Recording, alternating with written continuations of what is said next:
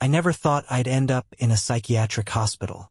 Growing up, places like this always seemed distant, a shadow of someone else's misfortune. But here I was, bag in hand, staring at the peeling white paint of Ridgehaven's psychiatric facility. The building was massive, its tall windows glinting faintly under a gray January sky. The air was damp and cold, carrying the sharp tang of disinfectant. I was admitted after my third episode, as they called it, episodes of hearing things no one else could hear. The first time it happened, I was convinced someone was in my apartment, pacing the hallway outside my bedroom. Soft, deliberate footsteps, heel to toe, followed by a whisper so faint it felt like it was coming from inside my own skull.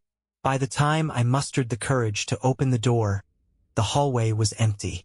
Kept happening, though. Footsteps, whispers, and sometimes a muffled banging, like someone knocking on a door far away. It started to seep into my life, like spilled ink spreading across a page. Work became impossible. Sleep even more so. My friends tried to be supportive at first, but after I called Mark at 3 a.m. in a panic, convinced someone was trying to break into my apartment, even he started pulling away. The doctors said it was auditory hallucinations, a symptom of acute psychosis likely triggered by stress. Medication didn't help much. Therapy even less. Eventually, my family stepped in, urging me to seek serious treatment. Ridgehaven wasn't my first choice or even my 10th, but they wouldn't take no for an answer. So here I was. The intake process was clinical, almost robotic. A nurse rummaged through my duffel bag, cataloging my belongings. Most of my stuff was sent to storage, but they let me keep my camera, an old Nikon DSLR that had been a gift from my dad years ago. I'd gotten into photography in college and used to love snapping candid shots of city streets or quiet forest trails. Lately, I hadn't felt much like taking pictures, but the camera was a comforting weight in my hands. It felt real, tangible, in a way my own mind didn't anymore. The nurse escorted me to my room, a sterile box with beige walls and a single narrow window. The bed creaked under my weight, and the thin mattress barely muffled the hardness of the frame beneath it. She gave me the usual spiel, rules, mealtimes, group therapy schedules before leaving me alone. Alone. It was a word I craved and feared in equal measure. I spent the first few hours pacing, staring out the window at the dead trees lining the hospital grounds. But as evening fell, the familiar sounds returned. The whispers came first, faint and indistinct, like a distant conversation just out of earshot. Then the footsteps, soft but deliberate, echoing down the hallway outside my door. I pressed my ear to the cold wood, straining to catch something, anything, that would make it make sense. Nothing. When I opened the door, the hallway was empty. The overhead lights buzzed faintly, casting long, sterile shadows. My heart was pounding, but I forced myself to step out, camera in hand. Maybe focusing on something, anything, would help distract me from the suffocating tension in my chest. I started taking photos. Click. The hallway stretched ahead, long and empty, the fluorescent lights creating a stark contrast between the pale walls and the dark linoleum floor. Click. The door to the common room, slightly ajar, the muted hum of a television spilling out. Click. The nurse's station, abandoned for the night, a single clipboard left on the counter. By the time I returned to my room, I felt a little steadier, like I'd reclaimed a sliver of control. I sat on the bed and scrolled through the photos on the camera's tiny screen. At first, they were exactly what I expected, ordinary, mundane images of an ordinary, mundane place. But then I noticed something in one of the hallway shots. A figure. No, more like a silhouette. It was barely distinguishable from the shadows cast by the overhead lights. But it was there, standing at the far end of the corridor. A tall, dark shape, featureless but unmistakable. I didn't remember seeing anyone there when I took the photo. In fact, I was sure of it. My pulse quickened as I flipped to the next image. Another silhouette. This one closer, though still obscured by shadow. I stared at the photos, my mind racing. Maybe it was a trick of the light, a smudge on the lens. But no matter how much I tried to rationalize it, I couldn't shake the feeling that I wasn't as alone as I thought. And then, faintly, I heard it again. The whispering. I didn't sleep that night. The whispers didn't stop, ebbing and flowing like waves against my skull.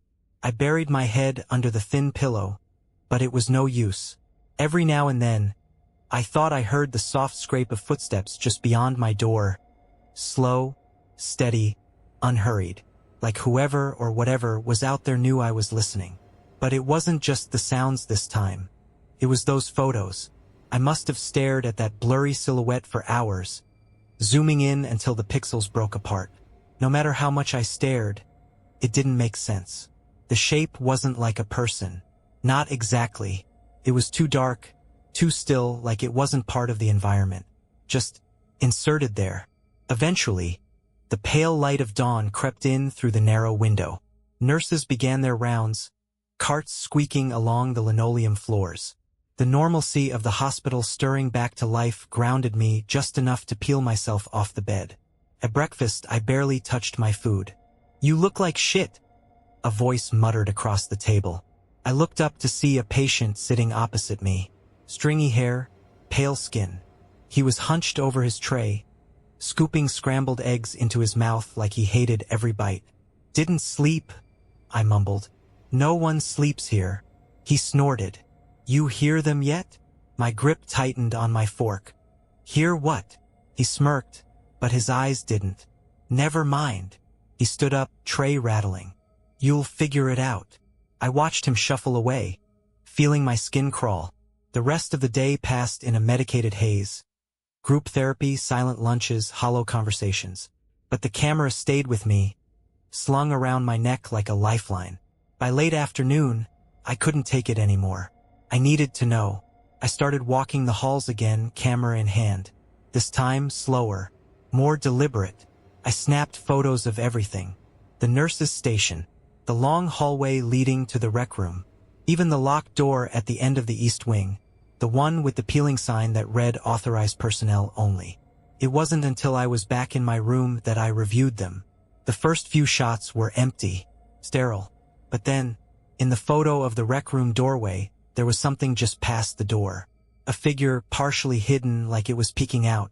Tall, thin, and impossibly dark. No features, no texture. Just a human-shaped void. In the shot of the east wing door, it was worse. Closer now. Right next to the doorframe. Like it was waiting for me to notice it. I dropped the camera. This wasn't possible. Couldn't be. I would have seen it. Wouldn't I? Panic clawed at my throat, but I forced myself to think. Maybe it was a smudge. Maybe a shadow. Or maybe I was slipping again. Couldn't trust my ears. Could I trust my eyes? But the camera didn't lie. Did it? The light in my room flickered, and for a moment, I swore I saw something move in the reflection of the darkened window. Not outside. Behind me. I didn't move. Couldn't. Every muscle in my body locked up as I stared at the window. The reflection was faint, distorted by the grime on the glass and the weak overhead light. But something was there. A shape. Behind me. Slowly. As if any sudden movement might provoke it. I turned my head. Nothing. The room was empty. I exhaled shakily, but it didn't bring any relief. My heart was still pounding in my chest like a drumbeat. I turned back to the window. The reflection was gone. I told myself it was a trick of the light. My mind playing games again. That's what the doctors would say. But the pit in my stomach wasn't convinced. The camera lay where I dropped it on the floor. The strap tangled like a noose. I hesitated before picking it up, half expecting to feel something cold brush against my fingers. Nothing. I powered it on, scrolling back to that last photo of the east wing door. The dark figure was still there, as solid and undeniable as before. I couldn't explain it, but I wasn't ready to show anyone either. If I told the doctors, they'd say it was all in my head. They'd up my meds, keep me here longer. And if it wasn't in my head, that thought was worse. Dinner came and went. I barely noticed. The other patients kept their distance, lost in their own routines of muttering and pacing. But that guy from breakfast, stringy hair, hollow eyes, watched me from across the room. Later, in the hallway, he cornered me. "You've seen them, haven't you?" he whispered. His breath smelled like stale coffee. I didn't answer. "They like it when you notice," he said, voice dropping lower. "The more you see, the closer they get." My throat tightened. "What are they?" He laughed, but it was dry and humorless. "Not what. Where?" I stared at him, waiting for more, but he just shook his head and walked away. That night, I locked my door. I wasn't even sure if it did any good, but it made me feel better. I lay awake in the dark, staring at the ceiling, gripping the camera like a weapon. Then tap, tap, tap. I shot up in bed. The sound came from the window, not the door. The window. Slowly, I turned my head. Something was standing outside. But my room was on the 3rd floor. I couldn't move. The figure outside the window didn't move either. It just stood there, a dark, motionless shape pressed against the glass. 3rd floor. There was no ledge, no fire escape, nothing but a sheer drop to the frozen ground below. And yet something was there. The tapping came again. Tap, tap, tap. Slow and deliberate. I strained to make out details, but the thing wasn't shaped right. It was vaguely human. 2 arms, a head, but too long, too thin, like its limbs had been stretched out. Its head tilted slightly, as if it were studying me. My breath fogged in the cold air, but the window stayed perfectly clear. It hadn't fogged up. Whatever was out there didn't breathe. I grabbed the camera with shaking hands and lifted it to my face, focusing on the window. Click. The figure didn't react. Lowering the camera, I risked another glance. It was gone. My stomach lurched. I scrambled out of bed and rushed to the window, pressing my palms against the glass. Nothing. Just the dark grounds below, barely visible in the moonlight.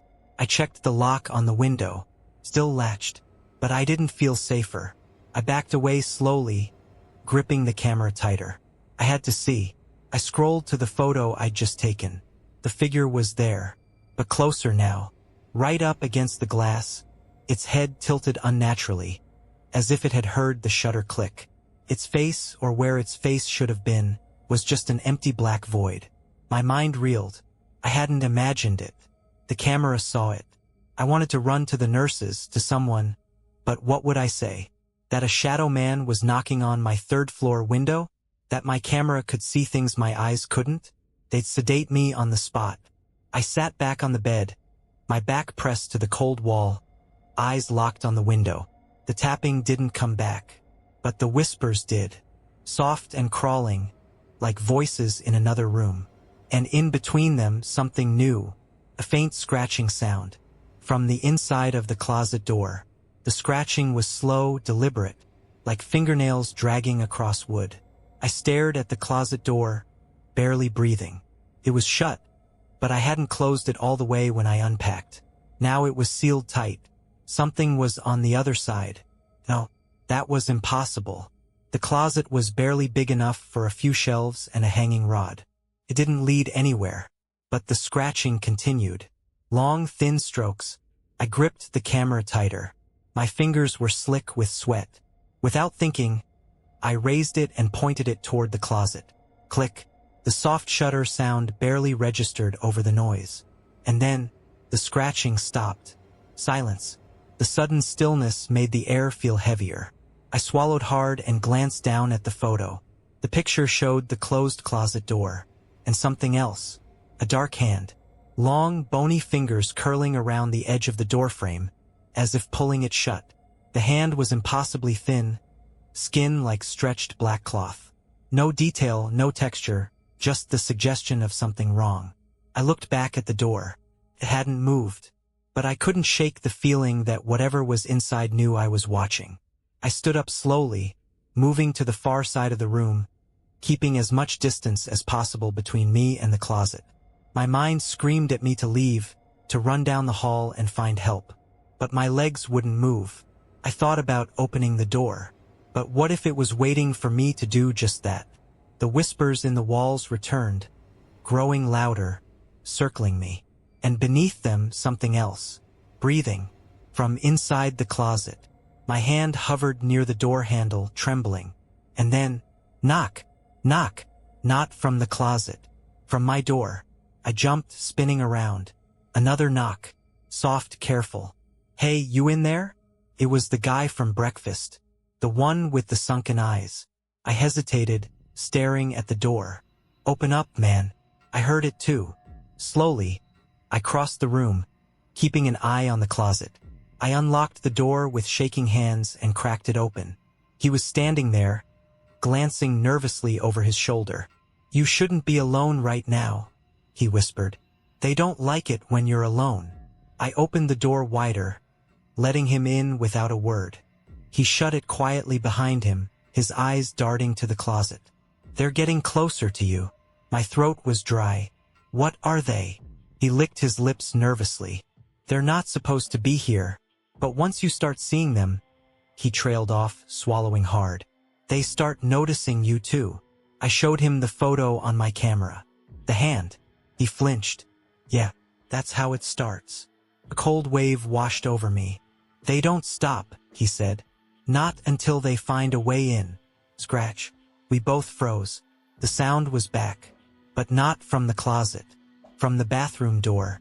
The scratching was slower this time, more deliberate, coming from behind the bathroom door. I hadn't even thought to check it earlier. It was just a small, sterile room, sink, toilet, shower. No windows, no vents big enough for anything to crawl through. And yet, something was in there. The guy, his name was Aaron, I realized, backed up until he was nearly pressed against the far wall. His eyes were locked on the door. "Don't open it," he whispered. "I wasn't planning on it," I said, my voice barely steady. The scratching stopped. Dead silence. Aaron and I exchanged a glance, both of us holding our breath. Then, click, the bathroom door's lock slowly turned on its own. The handle twitched. Once, twice, and then it turned all the way. The door creaked open an inch, just enough to reveal the dark crack beyond it. Neither of us moved. I raised the camera with shaking hands and aimed it at the gap. Click. The flash briefly lit up the room, burning the afterimage into my vision. I checked the screen. At first, it was just the bathroom doorway. Then my eyes adjusted. Something was inside, pressed up against the far corner, half hidden in the shadows. Tall, thin, bent at impossible angles like it couldn't quite fit in the small space. Its face, or what should have been a face, was turned toward the door, toward us, the same featureless void. Aaron's breath came in shallow gasps. "They're inside already," he murmured. The bathroom door inched open wider with a soft groan. That broke me. I lunged forward and slammed the door shut, twisting the lock hard.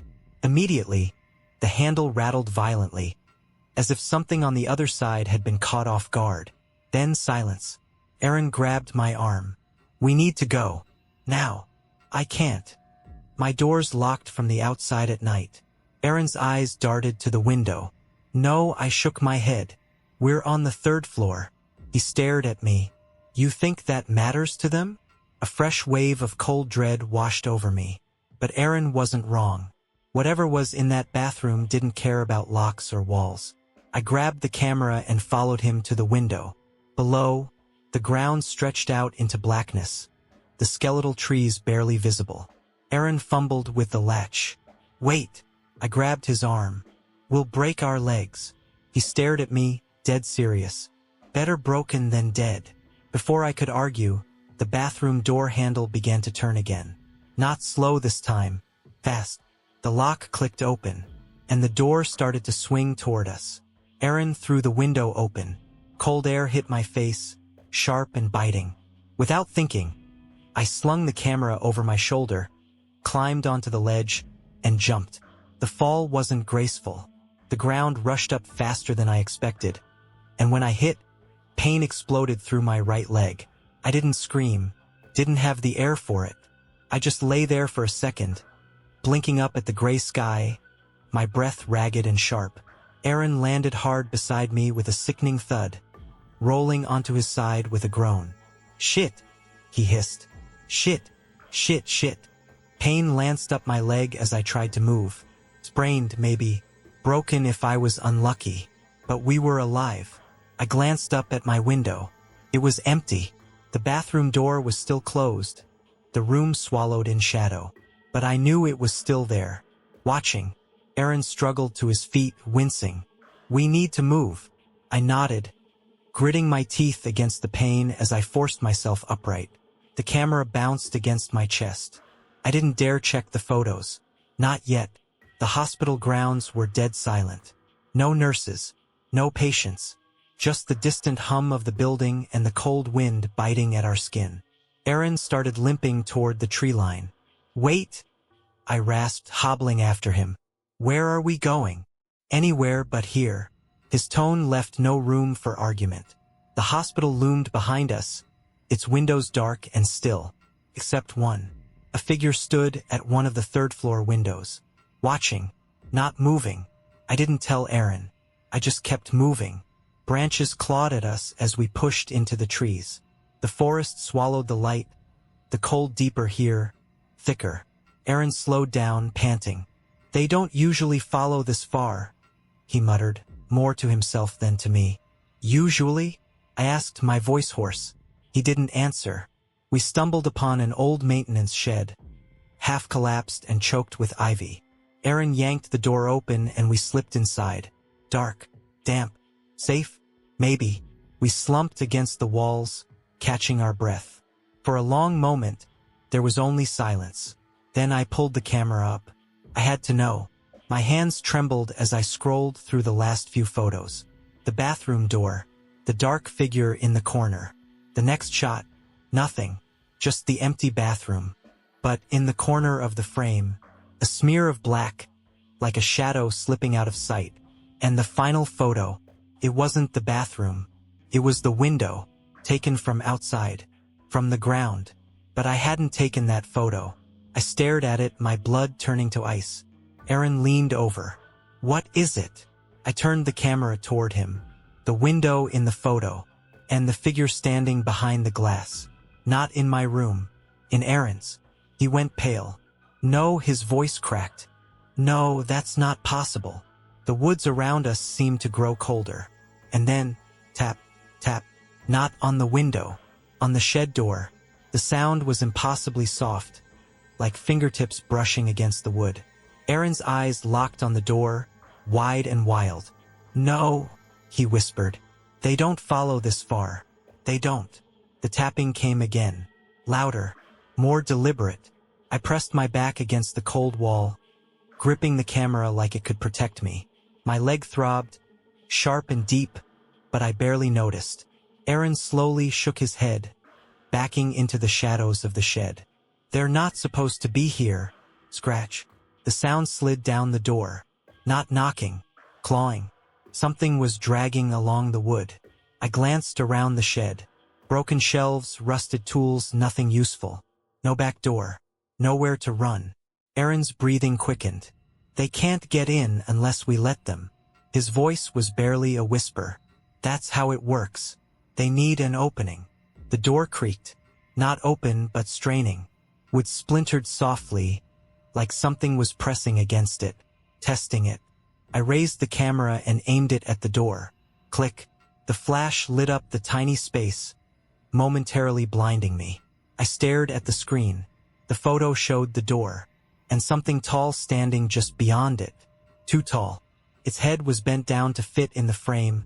Long fingers splayed across the door, pressing inward. No face, no eyes, just black. Aaron's voice cracked. "We can't stay here." The wood groaned. The door wasn't going to hold. Without thinking, I grabbed a rusted crowbar from the floor and jammed it under the edge of the back wall, prying at the rotted wood. It creaked, the nails shrieking as they tore loose.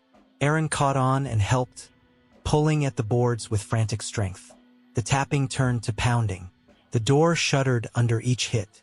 Finally, the boards gave way, collapsing into a narrow hole barely big enough to squeeze through. Aaron went first, crawling into the dark. I followed, dragging my bad leg, the camera bouncing against my chest. Behind us, the shed door exploded inward. I didn't look back. We scrambled through the dirt, emerging into the freezing night. The woods felt different now. Wrong. The trees seemed closer, the shadows thicker. And then I heard it. A whisper. Right behind me. Not words. Breathing. Aaron grabbed my arm and yanked me forward. We ran, broken and bleeding, deeper into the dark. But the shadows followed, and they were getting closer. Branches whipped at my face as we crashed through the woods, thorns tearing at my arms. My injured leg screamed with every step, but adrenaline drowned out the pain. Behind us, the sounds followed. Not footsteps, something worse. That low, steady breathing, impossibly close, like it was right at the back of my neck. I didn't dare look. Aaron was ahead of me, limping but moving fast. "This way," he hissed, veering toward a break in the trees. We stumbled into a narrow trail, barely visible in the dark. It looked like it hadn't been used in years, overgrown and suffocated by the forest. But it was something. We ran. For how long, I don't know. Time didn't feel right anymore. The woods around us seemed to stretch on forever, the trees twisting into unnatural shapes. And the shadows followed. No matter how far we ran, I felt them at our heels. Aaron suddenly skidded to a stop, nearly making me crash into him. I followed his gaze. Ahead of us stood a rusted chain-link fence, half collapsed and tangled with vines. Beyond it, the forest dropped off sharply. A ravine, too wide to cross, too deep to survive a fall. Aaron swore under his breath, pacing along the fence. "We're trapped." "No," I panted. "There's got to be a way around." Snap. A branch cracked behind us. Aaron froze. We both turned slowly. Something stood in the trees. Not moving, just watching. Tall, thin, no face. More of them stepped into view, peeling away from the shadows like they'd always been there. 4, 5, 6, a half circle forming around us. Aaron backed up until he hit the fence. "They don't move until you look away," he whispered, barely audible. "They wait." I raised the camera, my hands shaking violently. Click. The flash illuminated the woods. The figures didn't flinch. Closer now, just standing, watching. I scrolled to the photo. The image burned into my mind. There were more than 6, dozens, packed between the trees, stretching far into the darkness. All staring, all waiting. Aaron's breathing was ragged. "We can't run." "No." I gripped the camera tighter. "But maybe we can show them." Aaron's eyes snapped to me. "What? If they notice us when we see them, maybe it works both ways." I didn't know if I believed it, but it was all we had. I raised the camera high and started taking pictures, flash after flash, burning them into the light. The shadows twitched, shifted. One of them stepped back. Aaron's eyes widened. "It's working." But then, the camera clicked. No flash. Battery dead. The darkness swallowed us. And the shadows stepped forward. The darkness was total. No flash. No light. Just the sound of breathing, not mine, and the soft rustle of something moving closer. Aaron grabbed my arm, his grip iron-tight. "They're here," he whispered. I couldn't see them, but I felt them. The air seemed to thicken, colder, heavier, like it was pressing in on us. I squeezed the dead camera in my hands, its useless weight like a brick against my chest. No more photos. No more light. The shadows closed in. "Aaron!" My voice broke, then movement. A flicker of something pale in the corner of my eye. I turned, and for the briefest second, I thought I saw a path. An opening in the trees, faintly glowing. Faint, but real. "There!" I shouted, pulling Aaron toward it. We ran, branches clawing at us. The ground uneven and treacherous. Behind us, the whispering grew louder, faster, angrier. But we didn't stop. The pale glow grew brighter with every step until we burst through the treeline and found ourselves back at the hospital. But it wasn't the same. The building loomed larger, darker, its windows gaping open like empty eyes. No lights, no sound, just silence. Aaron doubled over, gasping. What the hell is this?" I stared up at the hospital, a cold realization sinking in. This wasn't escape. It was a circle, a loop. We hadn't left. We'd only gone deeper. Then the camera powered on. By itself. The screen glitched, flickering in and out. And then an image appeared. Not one I had taken. It was of me. standing at the hospital's entrance. But I wasn't alone. Behind me, stretching out from the shadows, were countless black shapes. Tall, thin, watching. One of them stood closer than the rest. His hand was resting on my shoulder. Aaron saw it too. "Oh God," he breathed. The camera flickered again, and the screen went black. And then, a cold hand closed around my neck.